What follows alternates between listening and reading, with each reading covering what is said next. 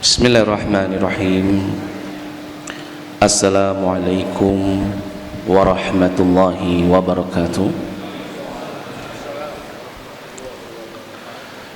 Innal hamdalillah nahmaduhu wa nasta'inuhu wa nastaghfiruh wa na'udzu billahi min shururi anfusina wa sayyiati a'malina.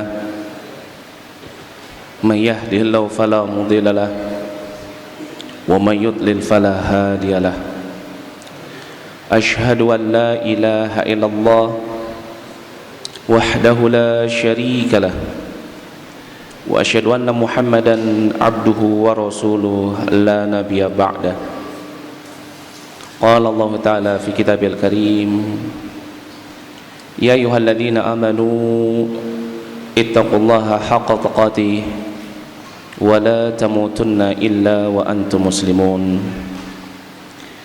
Wa qala Allah ta'ala, ya ayuhan nas ittaqu rabbakum alladhi khalaqakum min nafsin wahidah wa khalaqa minha zawjaha wa batha minhuma rijalan katsiran wa nisaa wattaqullaha alladhi tasaluna bihi wal arham innallaha kana 'alaykum raqiba.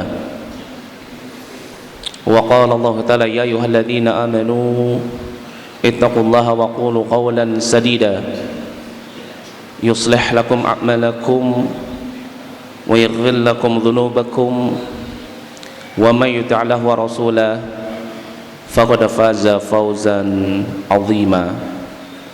Amma ba'd, fa inna asdaqal hadits kitabullah wa khairal huda huda Muhammadin sallallahu alaihi wasallam wa syarrul umur muhdatsatuha wa kullu muhdatsatin bid'ah wa kullu bid'atin dhalalah wa kullu dhalalatin finnar. A'adzana Allahu wa iyyakum minan nar. Ikhwani fid din wa akhwati fillah yang dirahmati oleh Allah Subhanahu wa taala. Alhamdulillah, segala puji bagi Allah Subhanahu wa taala yang telah memberikan kepada kita nikmat yang begitu banyak, yang seandainya jika kita ingin menghitung setiap nikmat yang Allah Subhanahu wa taala telah anugerahkan kepada kita, maka pastilah kita tidak akan pernah sanggup dan tidak akan pernah bisa untuk menghitung setiap nikmat yang Allah Subhanahu wa taala telah anugerahkan kepada kita. Dan tentunya ini sebagaimana yang dikabarkan di dalam firman Allah Subhanahu wa taala dalam surat An-Nahl ayat yang ke-18, di mana Allah Subhanahu wa taala berfirman, wa in ta'uddu ni'matallah la tuhsuha. Dan seandainya jika kalian ingin menghitung-hitung nikmat Allah, maka la tuhsuha, maka pastilah kalian tidak akan pernah sanggup dan tidak akan pernah mampu untuk menghitung setiap nikmat yang Allah Subhanahu wa taala telah berikan kepada kalian. Maka oleh karena itu sudah sepantasnya bagi kita untuk senantiasa bersyukur kepada Allah Subhanahu wa taala atas segala nikmat yang Allah Subhanahu wa taala berikan kepada kita, dengan cara kita senantiasa menjaga setiap ibadah-ibadah kita, kita menjaga setiap doa-doa kita untuk hanya kita panjatkan kepada Allah Subhanahu wa taala. Karena dialah Allah satu-satunya zat yang telah memberikan kepada kita nikmat rizki, sebagaimana disebutkan dalam surat An-Nahl ayat yang ke-53. Allah Subhanahu wa taala berfirman, wa ma bikum min ni'matin faminallah, dan tidak ada satu nikmat pun yang ada pada diri kalian melainkan nikmat tersebut datangnya dari Allah. Dan Allah Subhanahu wa taala yang telah mengatur alam semesta untuk kita bahkan dialah Allah Subhanahu wa taala satu-satunya zat yang telah menciptakan kita. Maka dari itu Allah Subhanahu wa taala merupakan zat yang mustahiqun lil ibadah, zat yang berhak untuk kita ibadahi. Dan inilah cara kita bersyukur kepada Allah Subhanahu wa taala. Sebagaimana Allah Subhanahu wa taala berfirman di dalam surat Al-Hajj ayat yang ke-62, begitu juga disebutkan di dalam surat Luqman ayat yang ke-30. Allah Subhanahu wa taala berfirman, "Dzalika bi anna Allaha huwal haq wa anna ma yad'una min dunihi al-batil." Yang demikian itu karena dialah Allah yang hak. Adapun orang-orang yang dia beribadah, berdoa kepada selain Allah, maka akan tertolak doa-doa mereka, tertolak ibadah mereka. Karena ini merupakan haknya Allah sebagai Rabbul Alamin, sebagai zat yang telah memberikan kepada kita nikmat yang banyak. Maka hendaknya kita senantiasa hanya beribadah kepada Allah Subhanahu wa taala. Dan inilah yang diajarkan oleh Nabi kita Muhammad sallallahu alaihi wasallam. Disebutkan di dalam satu hadis dari sahabat Mu'adz ibnu Jabal radhiyallahu anhu, hadis yang diriwayatkan oleh Imam Bukhari dan Muslim. Suatu ketika sahabat Mu'adz bin Jabal ditanya oleh Nabi sallallahu alaihi wasallam. Kata beliau, "Ya Mu'adz, atadri ma haqqullah 'alal ibad?" Wahai Mu'adz, tahukah kamu apa hak Allah yang harus ditunaikan oleh setiap hambanya? Faqal, maka sahabat Mu'adz ibnu Jabal, beliau mengatakan, Allah wa rasuluhu a'lam, hanya Allah dan Rasulnya yang paling mengetahui. Lalu Nabi SAW mengatakan, haqqullah 'alal ibad an ya'buduhu wa la yusyriku bihi syai'a. Hak Allah yang harus ditunaikan oleh setiap hambanya, yakni hambanya senantiasa menjadikan Allah Subhanahu wa taala satu-satunya zat yang diibadahi dan tidak menyekutukan dengan sesuatu apapun di dalam ibadahnya kepada Allah. Masya Allah. Maka inilah cara kita mensyukuri setiap nikmat yang Allah Subhanahu wa taala berikan kepada kita, yaitu dengan cara kita senantiasa menjaga tauhid kita kepada Allah di dalam setiap ibadah dan doa-doa kita. Dan tidak terlupa nikmat yang begitu besar yang Allah Subhanahu wa taala anugerahkan kepada kita pada kesempatan malam hari yang berbahagia ini.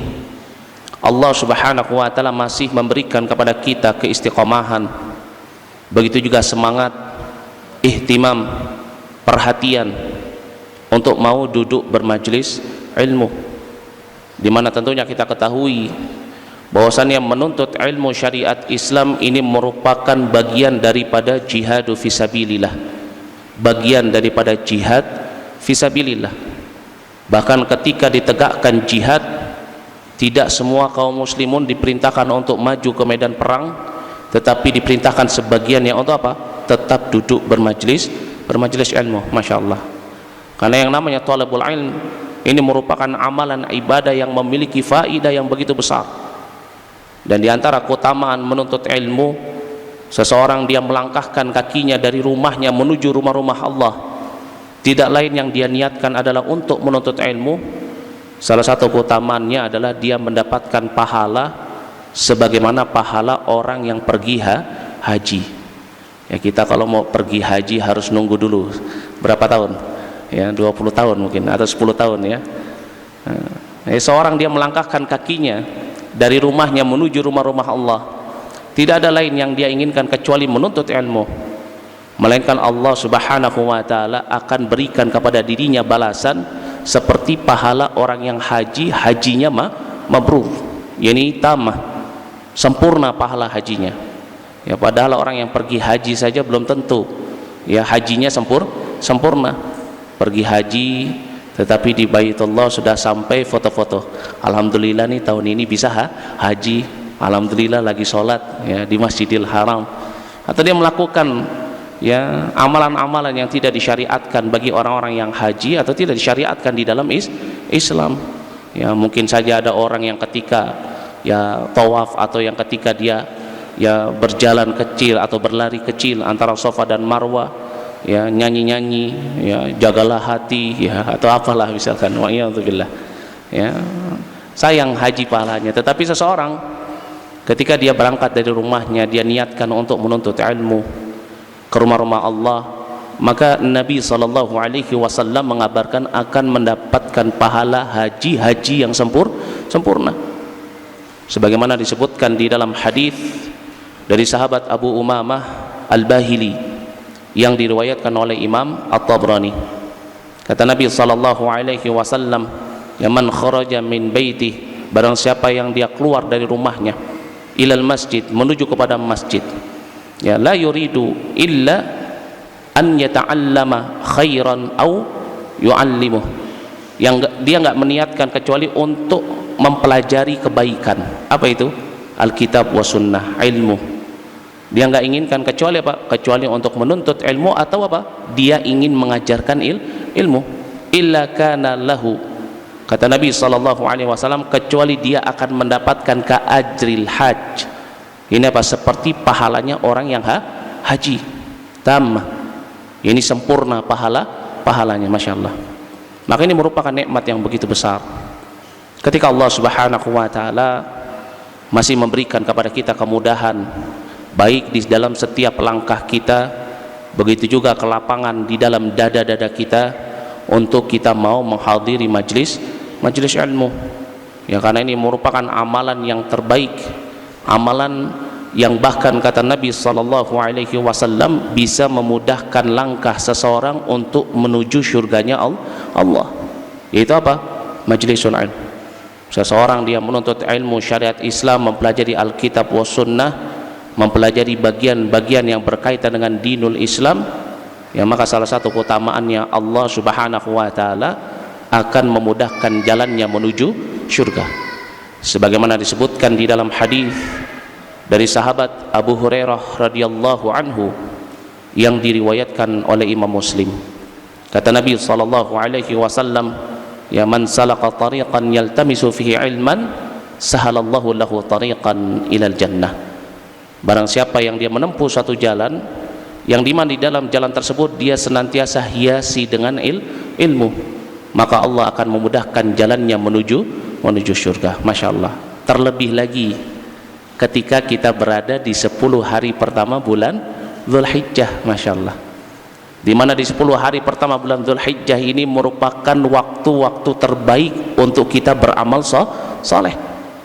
Bahkan seseorang yang dia beramal dengan satu amalan saleh di antara 10 hari pertama bulan Dzulhijjah, Allah Subhanahu wa ta'ala mencintai apa yang dia kerjakan daripada dia kerjakan di luar bulan Dzulhijjah di 10 hari pertamanya. Dan ini sebagaimana yang dikabarkan oleh Nabi kita Muhammad sallallahu alaihi wasallam di dalam satu hadis yang dibawakan oleh sahabat Ibnu Abbas radhiyallahu anhuma. Nabi sallallahu alaihi wasallam pernah berkata kepada para sahabatnya, "Ma min ayyam, tidak ada satu hari pun, al-amalus salih, amalan saleh itu ahabbu, lebih Allah Subhanahu wa ta'ala cintai biha, dikerjakan di dalamnya, illa min hadhil ayyam," kata Nabi, kecuali di hari-hari ini. Maka Ibn Abbas kemudian menerangkan min hadhil ayyam ay apa? Al-ashru, hari 10 pertama bulan Dzulhijjah. Masya Allah.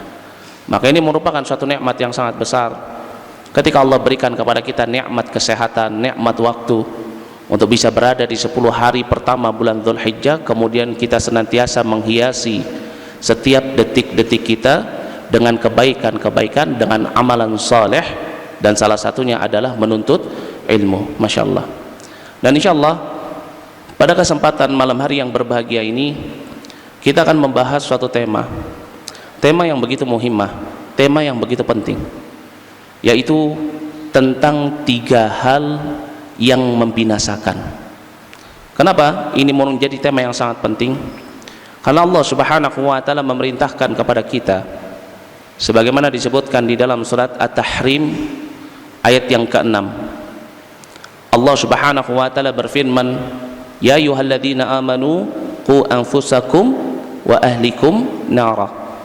Wahai orang-orang yang beriman, jagalah diri kalian dan keluarga kalian dari yang namanya siksa api neraka. Maka dari itu menjaga diri dari kebinasaan ini merupakan perkara yang sangat penting. Dan makna kebinasaan ini bukan kebinasaan pada perkara dunia saja, tetapi kebinasaan fi hayati dunya wa fi hayatil akhirah, baik di dalam kehidupan dunia, begitu juga di dalam kehidupan akhirat. Karena dunia dan akhirat ini adalah dua hal yang tidak akan pernah terpisahkan, melainkan seperti seseorang yang dia bercermin di depan sebuah kaca. Maka di antara salah satunya itu adalah dunia, dan salah satu yang lainnya itu adalah akhirat. Apa yang dikerjakan seseorang di dunia, maka itu adalah refleksi dari apa yang akan terjadi nanti di hari akhirat. Satu kebaikan, maka itu akan ditampakkan nanti di hari akhirat dan dia akan dibalas. Maka dari itu menyelamatkan diri dari kebinasaan. Kebinasaan di sini bukan hanya kebinasaan di dalam perkara dunia saja. Karena kebanyakan kita mindsetnya menyelamatkan diri dari kebinasaan cuman fi umuri dunia, cuman dalam perkara dunia. Orang dia bekerja dari pagi sampai malam, ketemu pagi. Kalau ditanya kenapa kamu rajin bekerja, oh biar keluarga saya bisa makan, biar keluarga saya tidak kepanasan, biar supaya keluarga saya bisa bertahan hidup. Mindsetnya dunia. Begitu juga Pak, kalau ditanya loh, kenapa kamu setiap pagi rajin jalan pagi, lari, olahraga sampai berkeringat? Supaya saya sehat, supaya saya tidak mati. Padahal kematian adalah suatu hal yang pasti. Kebanyakan orang menjaga dirinya dari kebinasaan cuman pada kebinasaan di dalam umur dunia, hanya di dalam perkara-perkara dunia. Tetapi sedikit sekali orang-orang yang menjaga dirinya untuk tidak binasa di dalam perkara dunia, begitu juga di dalam perkara akhirat. Bahkan tidak sedikit dari kita yang senantiasa terjatuh ke dalam amalan-amalan yang dimana amalan itu tanpa kita sadari itu adalah sebuah amalan yang akan membinasakan kita, bahkan bukan hanya di dunia tetapi di negeri akhirat. Wa'iyadzubillah. Lalu apakah itu tiga hal yang membinasakan? Nabi SAW di dalam suatu hadis yang dibawakan oleh sahabat Anas bin Malik, begitu juga hadis ini dibawakan oleh sahabat Ibnu Umar radhiyallahu anhuma, begitu juga hadis ini dibawakan oleh sahabat Abu Hurairah radhiyallahu anhu, dan juga dibawakan oleh sahabat Anas bin Malik, dan juga dibawakan oleh Mu'adz bin Jabal, dan masih banyak sahabat yang membawakan hadis ini. Berarti di kalangan para sahabat hadis ini ma'ruf. Hadis yang diriwayatkan oleh Al-Bazzar dan Abu Nu'aim, begitu juga diriwayatkan oleh Imam Al-Baihaqi di dalam kitab Syu'abul Iman, disebutkan hadis yang sahih di mana Nabi SAW suatu ketika beliau berkata kepada para sahabatnya, thalathun muhlikat, ada tiga hal yang akan membinasakan. Apa itu? Yang pertama kata Nabi SAW, syuhun muta'. Syuh muta', ya, syuh bishin wal ha, bukan ha tapi ha, ya. Syuhun ada tasydid dalam huruf ha-nya. Syuhun. Apa itu syuh? Disebutkan oleh Imam Nawawi di dalam kitab beliau Syarahnya Sahih Muslim. Beliau terangkan bahwasannya yang namanya asyuh, syuh ini merupakan al-bukhlu. Apa itu al-bukhlu? Ini sudah jadi bahasa serapan kita. Ya mungkin diantara kita dengan kalimat syuh asing, tapi kalau al-bukhlu sudah nggak asing. Apa itu? Bakhil. Ya. Kalau disebutkan oleh Imam Ar-Raghib Al-Asfahani, yang namanya al-bukhlu itu adalah imsakul muqtaniyat amma la yahiqqu habsuha anhu. Ini apa? Seseorang dia menahan sesuatu yang ada pada dirinya, pada saat itu dia nggak boleh untuk menahan. Contohnya apa? Ya, seseorang ketika sudah masuk waktunya sholat, dia lagi bekerja, dia lagi melakukan aktivitas, padahal pada saat itu dia sebagai seorang muslim wajib untuk mengeluarkan waktunya, wajib mengeluarkan pikirannya, Untuk apa? Mendirikan sholat, tapi dia nggak mau sholat, maka dia dikatakan sebagai orang yang apa? Bakhil, orang yang pelit. Orang yang dia punya hartanya sudah sampai haul, sudah sampai nisab, wajib bagi dirinya sebagai seorang muslim membayar zakat, tapi apa? Dia nggak mau mengeluarkan hartanya untuk membayar zakat, maka inilah orang yang bakhil. Orang yang dia punya tanggung jawab untuk membayar hutang, uangnya sudah ada, sudah jatuh tempo, sudah wayai membayar, tapi apa? Dia nggak mau bayar. Ini biasanya penyakit orang yang berhutang. Ya, kalau uangnya sudah ada, mau bayar, syaitan selalu membisikkan, wah kayaknya kalau ganti handphone bagus nih, bilang aja bulan depan aja bayarnya. Nah itu kita. Ya. Padahal apa? Padahal dia sudah wajib bayar, sudah jatuh tempo, sudah janji bayar hari itu, uangnya sudah ada. Ya, tetapi itulah syaitan terkadang datang kepada kita memberikan atau membisikkan kebakhilan sehingga menyebabkan kita apa? Menunda membayar hutang, dan nanti kalau ditagih jadi lebih galak dari yang nagih. Ya, itu kita. Nah, ini yang disebut sebagai apa? Bakhil. Sebutkan oleh Imam Ar-Raghib Al-Asfahani, maknanya adalah apa? Imsakul muqtaniyat amma la yahiqqu habsuha an. Seseorang dia apa? Menahan sesuatu yang ada pada dirinya, padahal pada saat itu wajib dia keluarkan. Ya, sama juga seperti seseorang yang dia melihat temannya, saudaranya, tetangganya, keluarganya dalam keadaan sulit, dia dalam keadaan lapang, memiliki harta. Saudaranya datang, temannya datang, tetangganya butuh bantuan dia, tapi dia nggak mau mengeluarkan sesuatu pada dirinya untuk membantu. Ya, ini juga disebut sebagai orang yang bakhil, ya, orang yang pelit. Adapun asyuh, syuh disebutkan oleh Imam An-Nawawi yaitu al-bukhlu bi ada'il huquq ma'al hirs ala ma laysa lah. Yakni seseorang apa? Memiliki sifat bakhil, dia menahan sesuatu padahal pada saat itu wajib dia keluarkan kepada yang berhak, bersama dengan dia apa? Dengan dia ingin menguasai sesuatu yang bukan menjadi miliknya. Berarti apa? Syuh ini tingkatannya di atas bakhil. Kalau bahasa kitanya bakhil pelit, syuh itu berarti apa? Kikir. Ya. Dan ini terkadang kita menganggapnya sebagai suatu hal yang biasa. Padahal kata Nabi SAW 3 hal yang akan membinasakan seseorang. Yang pertama, Nabi nggak menyebutkan kesyirikan, tapi apa? Syuh, muta', yang ditaati. Kenapa ditaati? Karena yang namanya sifat asyuh, sifat syuh ini merupakan sifat tabiat yang ada pada diri setiap manusia. Di dalam setiap diri kita itu ada memiliki sifat syuh, siapapun itu. Maka dari itu Allah Subhanahu wa taala berfirman mengabarkan dalam surat An-Nisa ayat yang ke-128.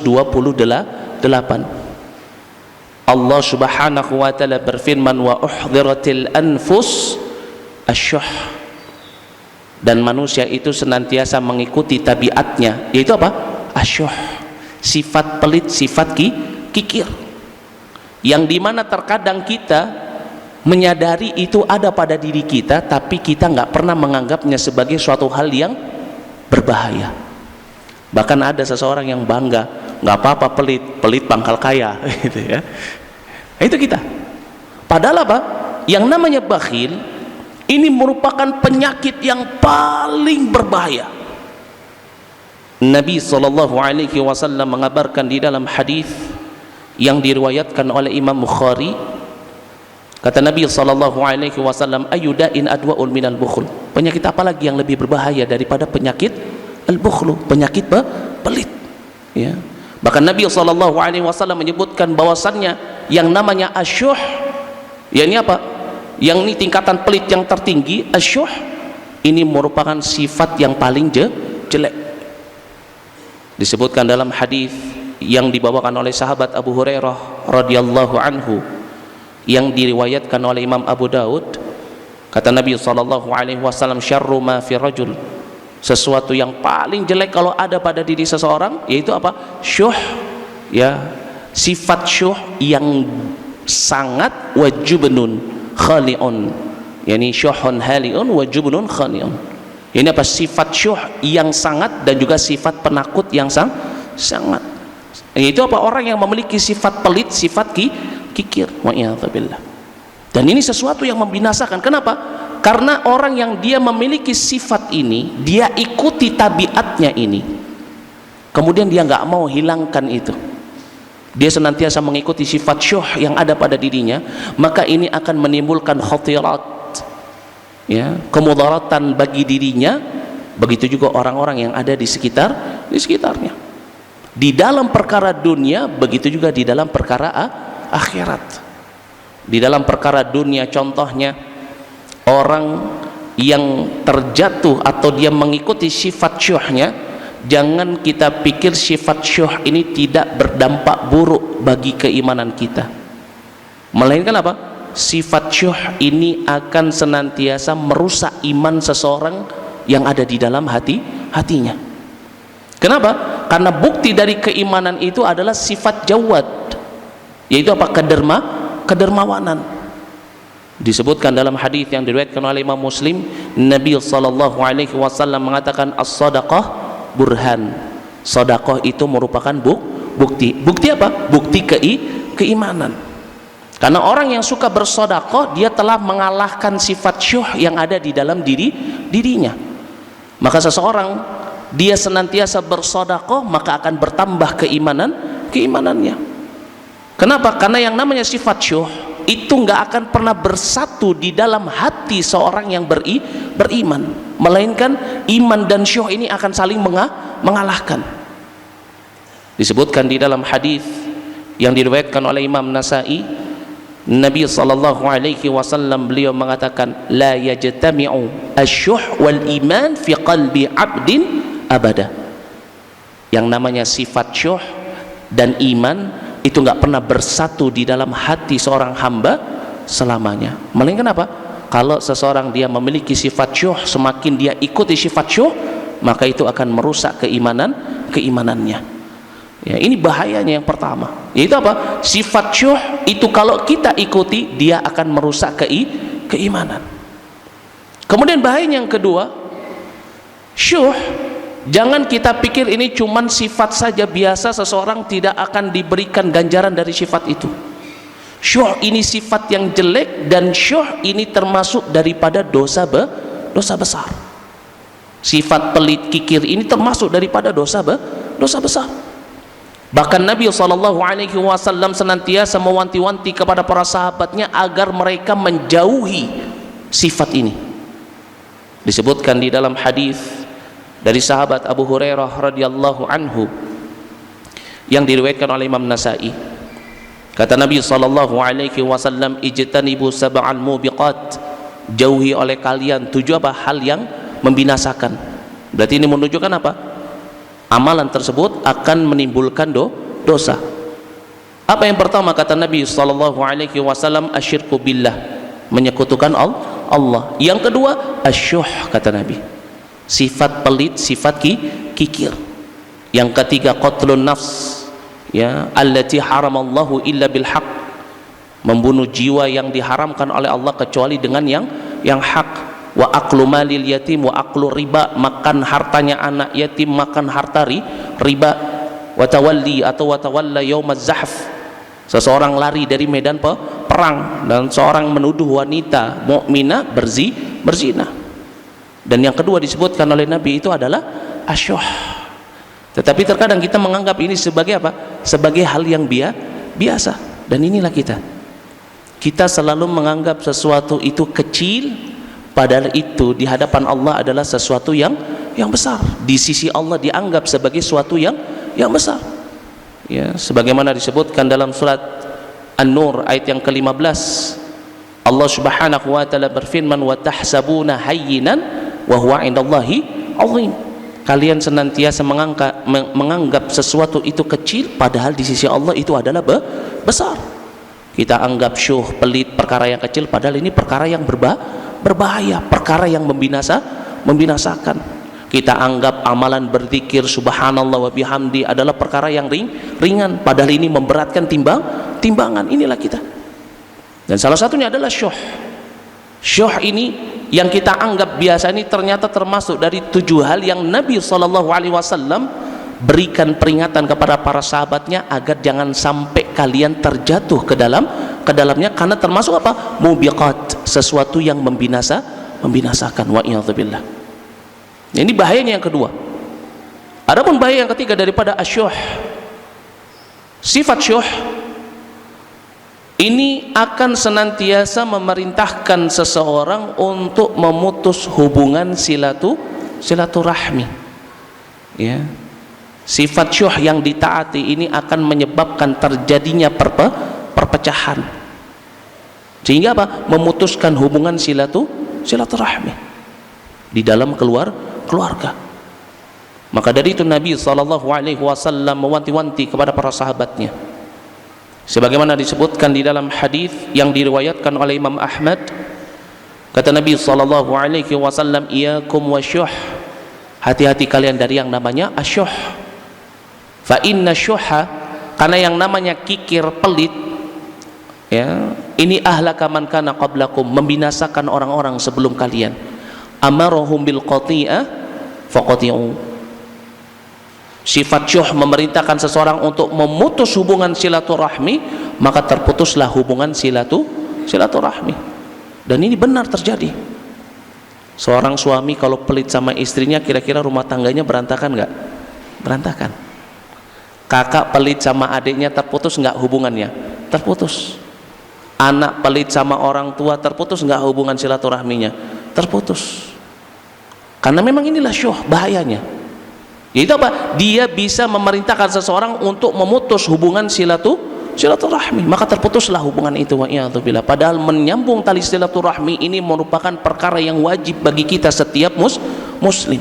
Menjaga hubungan silaturahmi ini perkara yang sangat penting di dalam syariat Islam. Tetapi karena sebab syuh, seseorang mengikuti asyuhnya, maka apa? Berapa banyak rumah tangga, keluarga yang saling bermusuhan, tidak lain karena sebab sifat syuh, sifat pelit.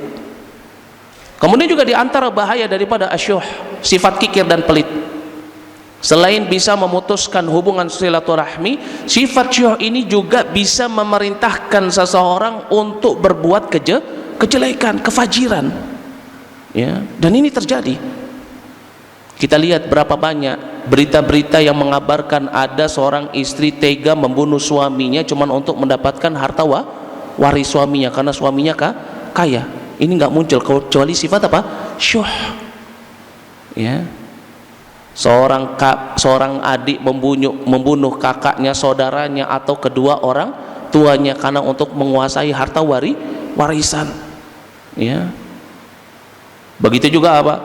Ya, seseorang, ya, dia tega memenjarakan ibunya cuman gara-gara ibunya yang sudah tua renta mengambil buah pepaya di kebunnya.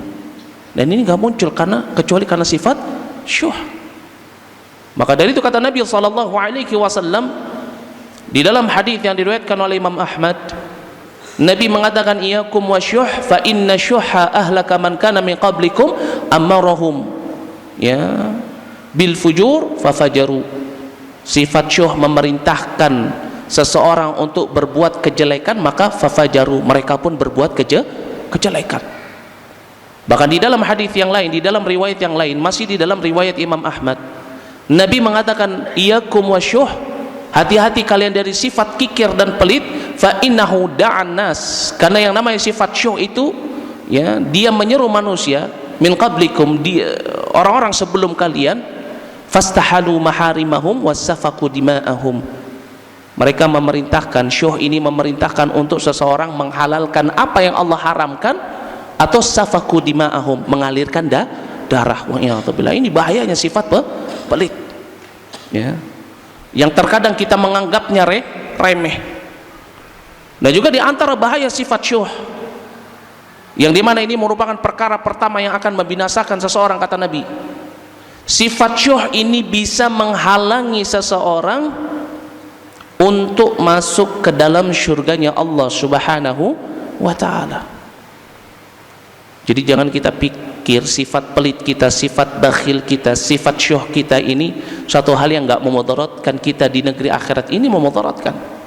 Nabi sallallahu alaihi wasallam mengabarkan di dalam hadis yang diriwayatkan oleh Imam At-Tirmidzi, kata Nabi sallallahu alaihi wasallam, al-bakhil la yadkhulul jannah habbun wala bakhilun wala manan. Tidak masuk ke dalam syurganya Allah orang yang jual beli dengan cara menipu, wala bakhil, dan juga orang yang bakhil, wala manan, dan orang yang selalu mengharapkan pemberian orang lain.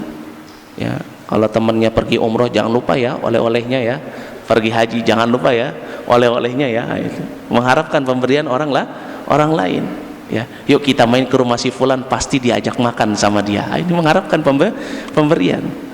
Ya, begitu juga apa sifat syuh, sifat bakhil ini akan menyebabkan seseorang dia jauh dari Allah, dia jauh dari syurganya Allah, dia dijauhi oleh manusia, dekat dengan neraka. Ya, orang yang pelit ada di sini yang mau berteman sama orang yang pelit? Ada yang kalau misalkan lagi jalan bareng, makan bareng, pas wae bayar hilang? Ada? Atau pura-pura dompetnya ketinggalan, tolong ya bayarin nanti aku transfer, ditunggu sebulan kok nggak datang transferannya. Pasti nggak ada yang suka orang sama orang yang pelit. Ya, dan ini sebagaimana yang dikabarkan oleh Nabi kita Muhammad sallallahu alaihi wasallam di dalam satu hadis yang diriwayatkan oleh Imam At-Tirmidzi. Nabi sallallahu alaihi wasallam mengatakan, al-bakhil ba'idun minallah wa ba'idun minal jannah wa ba'idun minan nas wa qaribun minan nar. Orang yang pelit itu jauh dari Allah, jauh dari syurganya Allah, jauh dari manusia, dekatnya dengan neraka. Wa'iyadzubillah. Bahkan yang namanya bakhil, yang namanya asyuh, kata Nabi sallallahu alaihi wasallam, sifat syuh dan sifat bakhil, ya, ini akan menyebabkan terhalangnya rizki Allah subhanahu wa ta'ala kepada dirinya, yang menjadi sebab seseorang itu terhalang rizkinya. Salah satunya adalah sifat pelit. Ya, padahal kalau kita ngikutin kaidah, ya apa namanya, pelit mangkal kaya, salah. Di dalam Islam bukan itu kaidahnya. Ya, pernah Asma binti Abi Bakar dalam hadis yang diriwayatkan oleh Imam Tirmidzi datang kepada Nabi. Dia katakan, wahai Nabi, aku nggak bisa mengeluarkan hartaku kecuali cuman harta yang aku berikan kepada Zubair ini. Apakah aku harus menahan hartaku untuk bersedekah? Apa kata Nabi? Naam, la tuki fayuka alaik. Jangan kamu tahan, maka Allah akan menahan rizkimu. Kenapa? Karena seseorang ketika dia keluarkan hartanya fisabilillah untuk sesuatu yang dicintai oleh Allah, memberikan nafkah kepada istrinya, membantu saudaranya, ya, untuk sedekah jariyah, jihad fisabilillah, atau dia bersedekah, berinfak, maka Allah subhanahu wa ta'ala akan menggantikan dengan sesuatu yang lebih baik. Dan ini janjinya Allah subhanahu wa ta'ala dalam surat As-Saba ayat yang ke-39. Allah subhanahu wa ta'ala berfirman, wa ma anfaqtum min syai'in fahuwa yukhlifuh. Apapun itu yang kalian keluarkan di jalan Allah, fahuwa yukhlifuh, maka Allah pasti akan menggantikannya.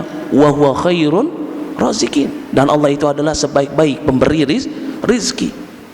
Dan ini diperkuat dengan hadis Nabi sallallahu alaihi wasallam, hadis qudsi dari sahabat Abu Hurairah radhiyallahu anhu yang diriwayatkan oleh Imam Bukhari dan Muslim. Allah subhanahu wa ta'ala mengatakan, ya, anfiq ya bna Adam unfiq alaik.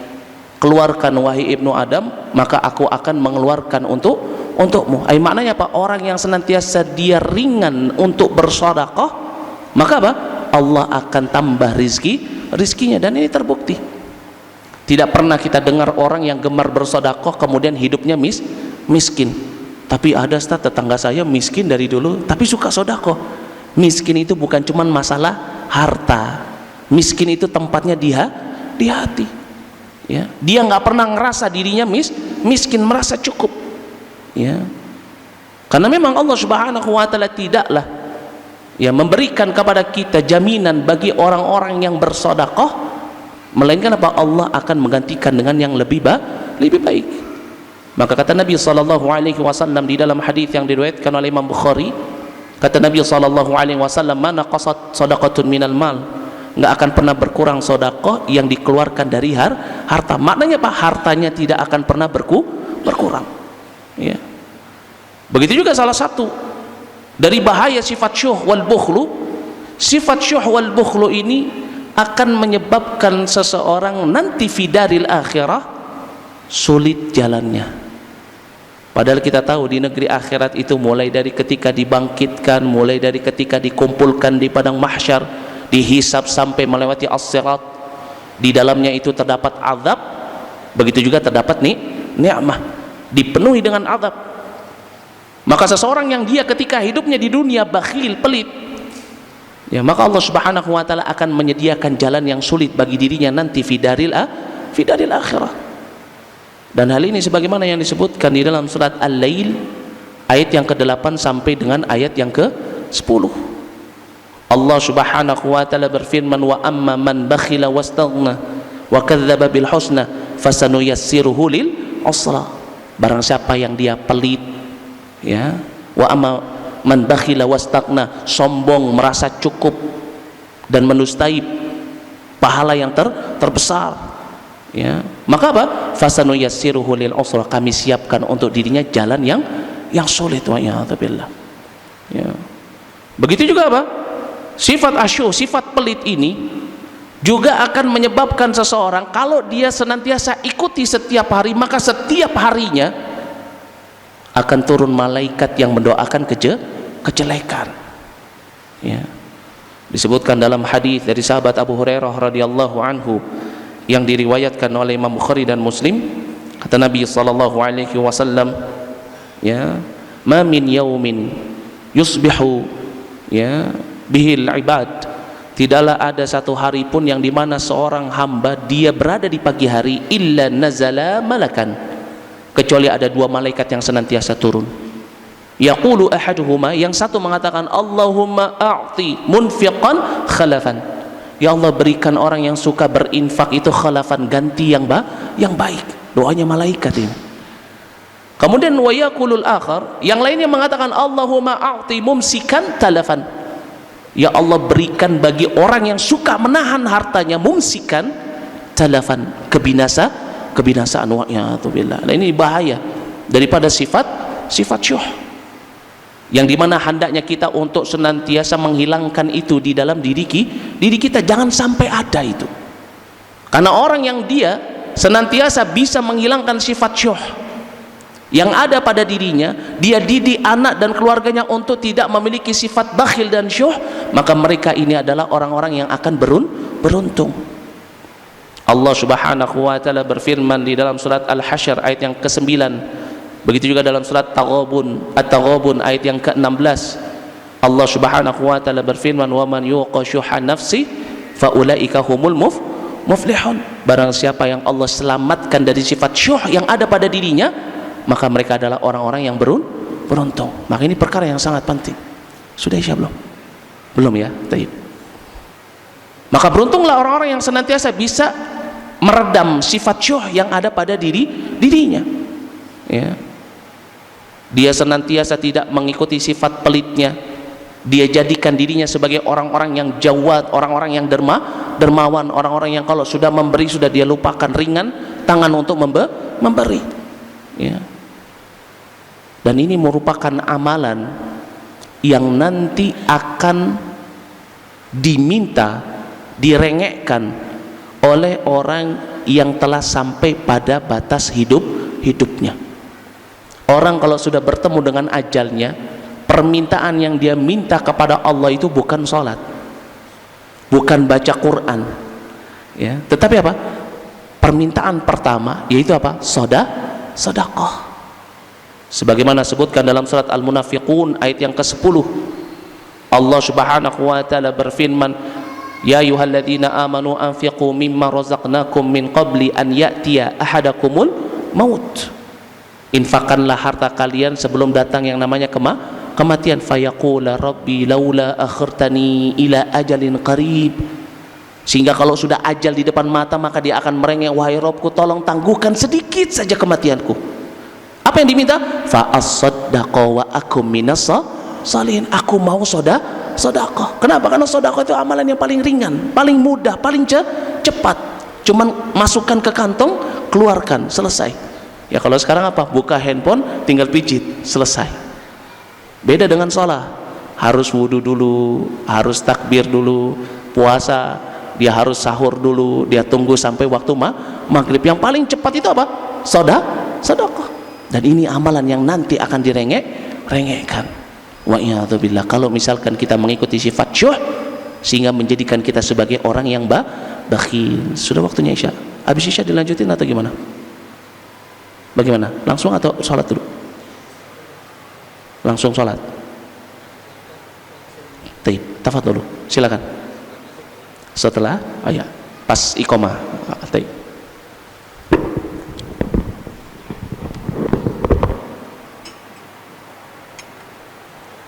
Taib, bismillahirrahmanirrahim. Kita lanjutkan. Dan itulah yang pertama yang disebutkan oleh Nabi sallallahu alaihi wasallam tentang thalathul muhlikat, 3 hal yang membinasakan. Yang pertama adalah apa tadi? Asyuh muta', sifat syuh, sifat kikir pelit yang ditaati. Lalu apa yang kedua? Kata Nabi sallallahu alaihi wasallam, yang kedua adalah hawan mutba'. Apa itu hawa nafsu. Al-Imam Ibnul Qayyim rahimahullah mengatakan al-hawa al-mailut tabi'i ila ma yulaimuh, yaitu kecondongan yang menjadi tabiat untuk condong kepada sesuatu yang diinginkan. Al-Imam Ibnu Rajab mengatakan bahwasannya yang namanya kalimat hawa itu yusta'malu, biasanya digunakan bil itlaq, secara mutlak. Untuk apa? Annahu ya mail atau al-mail ila ghairil haq, condong kepada sesuatu yang bukan kebenaran. Maka seseorang yang dia mengikuti hawa nafsu berarti apa? Hawa nafsu ini akan senantiasa memerintahkan kepada dirinya untuk berbuat kejelekan, dan ini yang membinasakan. Disebutkan dalam surat Yusuf ayat yang ke-53, Allah subhanahu wa ta'ala berfirman, inna nafsa la ammaratun bisu. Sesungguhnya yang namanya hawa nafsu itu senantiasa memerintahkan kepada kejelekan. Maka seseorang yang dia senantiasa mengikuti hawa nafsunya, maka tidak ada sesuatu yang dia dapatkan kecuali kejelekan. Ya, maka dari itu Allah subhanahu wa ta'ala memerintahkan kepada nabinya Daud alaihi salam, sebagaimana disebutkan di dalam surat Sad ayat yang ke-26. Allah subhanahu wa ta'ala berfirman kepada nabinya, ya, berkata kepada nabinya, wala tattabi'il hawa fayudhillaka an sabilillah. Ya, janganlah engkau mengikuti hawa nafsu. Kenapa? Karena itu akan memalingkanmu dari jalan Allah. Maka seseorang yang dia senantiasa bisa menyelamatkan dirinya untuk tidak mengikuti hawa nafsunya, Allah akan memberikan pahala yang besar, ganjaran yang terbesar fidaril akhirah. Dengan apa? Allah akan berikan kepada dirinya syurga. Sebagaimana disebutkan di dalam surat An-Nazi'at ayat yang ke-40 sampai dengan ayat yang ke-41, wa amma man khafa maqama rabbihim wa nahan nafsa 'anil hawa fa innal jannata hiyal ma'wa. Barang siapa yang dia takut kepada ya kedudukan Rabbnya dan wa nahan nafsa 'anil hawa, menahan dirinya dari hawa nafsu, fa innal jannata hiyal ma'wa, maka syurga itu merupakan tempat kembalinya. Masya Allah. Ini yang kedua. Adapun yang ketiga, dan ini perkara yang penting sekali, kata Nabi sallallahu alaihi wasallam, yang pertama syuhun muta', yang kedua hawan mutba', dan kebinasaan yang ketiga kalau seseorang ini ada pada dirinya maka dia akan binasa. Apa itu? I'jabul mar'i binafsih, seseorang merasa bangga dengan dirinya sendiri. Hati-hati ya. Dan inilah yang disebut sebagai apa? Al-kibru, sombong, ujub. Dia merasa dirinya lebih baik daripada saudaranya. Karena lawan daripada sombong itu tawadhu'. Disebutkan oleh Imam Al-Hasan Al-Basri, tawadhu' itu an takhruja min manzilika wala talqal muslima illa ra'aita lahu 'alaika fadlan. Yang namanya sifat tawadhu yang merupakan lawan dari kesombongan itu adalah engkau keluar dari rumahmu, engkau melihat saudaramu seorang muslim, engkau enggak melihat dirinya kecuali lebih baik daripada dirimu, meskipun engkau keadaannya lebih baik. Biasakan ini. Kalau kita punya harta, keluar ngeliat orang miskin, ya, orang yang mungkin di bawah kita ekonominya, yang ada di dalam pikiran kita tuh apa? Oh, mungkin dia miskin tapi dia rajin ibadah, mungkin ibadahnya lebih banyak dari kita. Ya. Ketika kita bertemu dengan teman kita, ya, dia dalam keadaan ya mungkin belum mendapatkan hidayah, belum hijrah, ya, tetap kita anggap dia sebagai lebih baik dari kita. Oh, mungkin dia punya amalan-amalan yang terbaik yang saya nggak pernah lakukan. Ya.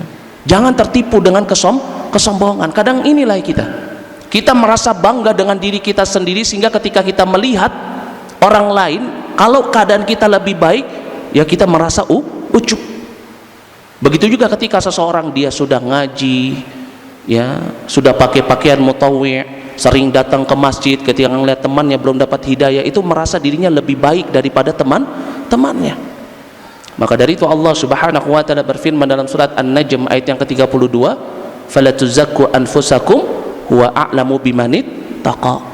Jangan kalian menganggap diri kalian paling suci, paling baik, sedangkan Allah mengetahui siapa di antara hambanya yang paling bertakwa. Jangan kita pikir ketika kita berbangga diri itu tidak memudaratkan kita. Ingat, dosa yang pertama dilakukan oleh hamba Allah sehingga memasukkannya ke dalam neraka jahanam, dikekalkan di dalamnya, tidak lain dosanya itu adalah apa? Sombong. Siapa itu? Iblis. Allah Subhanahu wa taala berfirman dalam surat Al-Baqarah ayat yang ke-34, "Wa idz qulna lil malaika usjudu li Adam fasajadu illa iblis." Wa iblis kana minal jin, sebagaimana dalam surat Al-Kahfi ayat yang ke-50. Ketika kami perintahkan kepada malaikat, sujud kalian kepada Adam, sujud semua. Tetapi ketika diperintahkan kepada iblis, Allah Subhanahu wa taala mengabarkan aba wastakbara. Iblis enggak mau sujud karena sebab apa? Istakbara, sombong. Sombongnya bagaimana? Iblis menganggap dirinya lebih baik daripada Adam. Dalam surat Al-A'raf ayat yang ke-12, Allah Subhanahu wa taala mengabadikan, qala ma mana'aka alla tasjuda id umirtu. Apa yang menahan dirimu untuk sujud kepada Adam padahal aku sendiri yang memerintahkan? Apa kata iblis? Qala ana khairun minhu khalaqtani min nar wa khalaqtahu min tin. Wa a'udzubillah. Dan inilah yang namanya kesombongan. Sombong itu sedikitnya saja itu bisa menghalangi seseorang untuk masuk ke dalam syurga. Dalam hadis Abdullah bin Mas'ud yang diriwayatkan oleh Imam Muslim, Nabi mengatakan, la yadkhulul jannah man kana fi qalbihi mithqalu dzarrah min kibar. Tidak akan masuk ke dalam syurganya Allah orang yang di dalam hatinya terdapat sedikit saja dari kesombongan. Habis kayaknya waktunya ya. Habis. Ya. Kalau gitu kita cukupkan sampai di sini ya, karena waktu yang membatasi kita. Qadarullah masya'a fa'ala. Semoga apa yang sedikit ini bisa menambah keimanan kita dan juga menambah wawasan kita di dalam agama kita yang selamat ini, dan semoga Allah Subhanahu wa taala senantiasa menyelamatkan kita dari sifat syuh, menyelamatkan kita dari hawa nafsu kita, dan juga menyelamatkan kita ya dari kesombongan. Dan semoga Allah Subhanahu wa taala senantiasa memberikan kepada kita husnul khatimah dan keistiqomahan di dalam setiap amalan-amalan saleh. Kurang lebihnya saya mohon maaf jika ada kesalahan kata itu datangnya dari saya, dan jika benar itu datangnya dari Allah Subhanahu wa taala. Wa anna astaghfirullah wa atubu ilaihi wal afu minkum wa min kunna naktafi launa subhanakallah bihamdik asyhadu an la ilaha illa anta wa astaghfiruka wa atubu ilaihi. Assalamualaikum warahmatullahi wabarakatuh.